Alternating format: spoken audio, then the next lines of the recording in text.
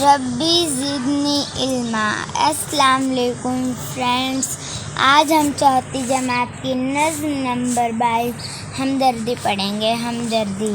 ٹہنی پہ کسی شجر کی تنہا بلبل تھا کوئی اداس بیٹھا، کہتا تھا کہ رات سر پہ آئی، اڑنے چگنے میں دن گزارا، پہنچوں کس طرح آشیاں تک، ہر چیز پہ چھا گیا اندھیرا، سن کر بلبل کی آوازائی، جگنو کوئی پاس ہی سے بولا، حاضر ہوں مدد کو جان و دل سے، کیڑا ہوں اگر میں چاہ ذرا سا، کیا غم ہے جو رات ہے اندھیری، میں راہ میں روشنی کروں گا، اللہ نے دی ہے مجھ کو مشعل، چمکا کے مجھے دیا بنایا،